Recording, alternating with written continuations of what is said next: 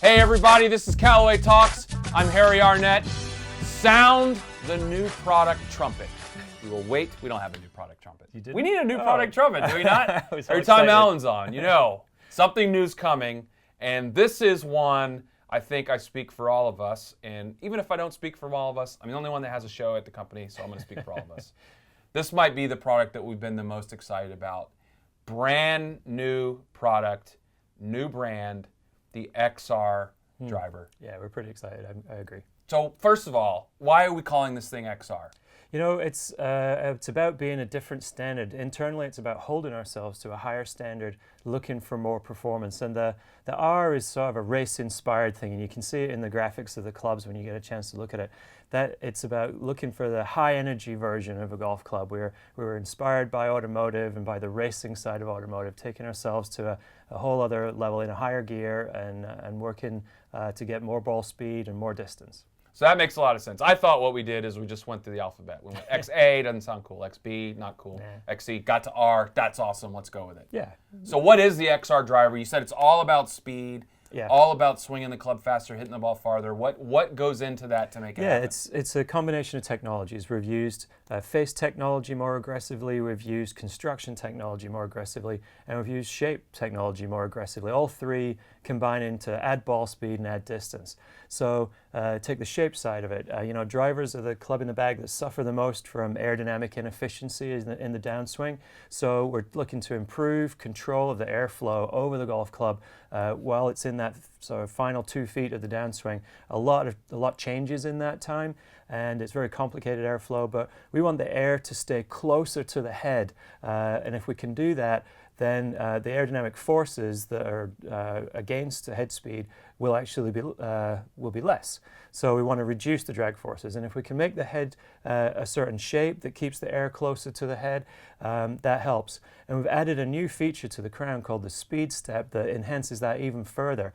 The speed step trips the airflow such that it stays even closer to the surface of the head, reduces that drag force, improves head speed on arrival at the ball. So I can see that right here. As luck would have it, I had one of these drivers sitting right there. And so the concept here is, if I'm riding a bicycle, for example, with my giant hockey hair, mulleted haircut, this is for you guys in Canada. If I have the giant haircut, sort of bouffant mulleted hair, I'm going to not be as fast aerodynamically as with like the teardropped helmet. That's definitely the concept in the basic head shape. Yes, that's the way I would describe it. You may not describe it that way in R&B.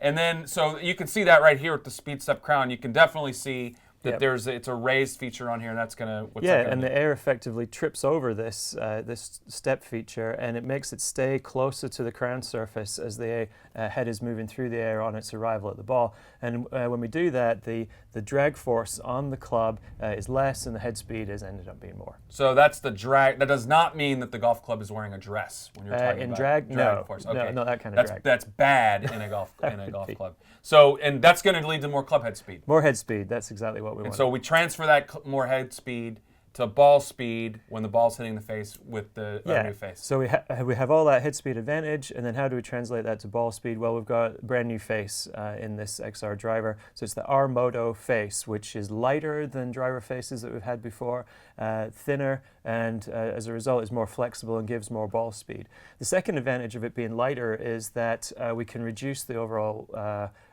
in reducing the overall weight of that face, we put that weight somewhere else in the head. We actually put it low and to the perimeter, so we have the combined effect of not only increasing ball speed, but we've lowered the center of gravity, which lowers the spin rate, and at the same time we've increased the MOI, which improves forgiveness. So this is a driver that not only has great ball speed, but also has that lower spinning, higher forgiveness type ingredient too, which is something that's been talked about a lot in the market recently. So we're going to give you more ball speed with this golf club than we've been before. That's going to lead. You're going to tell me that's going to lead to more distance, I bet, aren't you? Yes, that's the so we're not going to make a driver that's going to not help you hit it farther. I know there are a lot of people out there saying, hey, is it really going to help me hit it farther?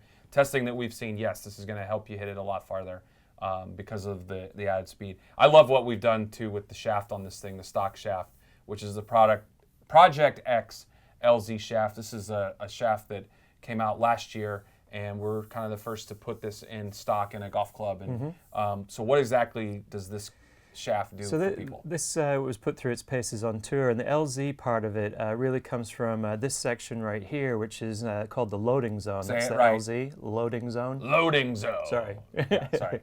And this is a slightly more flexible part of the shaft than you would normally get, compensated by a slightly stiffer tip section. And so overall, this profile of the shaft, the bend profile of the shaft, is something that we like. We think is compatible with this, the objectives of this head of hitting the ball with higher speed. And it's overall a lighter shaft than we've used before as well. So we love the style of the design and the way that it integrates with the look of our head as well. So, we've really thought about all the components in this club in a lot of detail. I like it. And you sneaky fellas down in R&D with the Pro version of this driver, usually, and this is going to be a simplification, you're going to roll your eyes. Usually with our Pro version, we make it more compact, but for all intents and purposes, pretty similar to what's happening with our standard version. And this time you guys said, we're not going to do that this time. You did something totally different with that Pro version. Tell us what you did. And it's consistent with that feeling about XR and raising things to a higher standard, being sort of race inspired. And if you go and look at some of the highest performance, race cars and things like that, they use a lot of carbon fiber high in the head of the body of the car in order to lower the center of gravity. We're doing the same thing here. The XR driver is an all titanium. The XR Pro has forged composite in the crown, helps us lower the CG a whopping 53% below what the X2 Hot was. That gives us up to 400 RPM less spin than we had before. So it's a real low spin with forgiveness monster. It's there really for better players, but we have that forgiveness element in it as well. So it has the Armoto face. It's still 460 cc's. It's a great golf club. All right, we're excited. 2015, the XR driver, the XR Pro driver.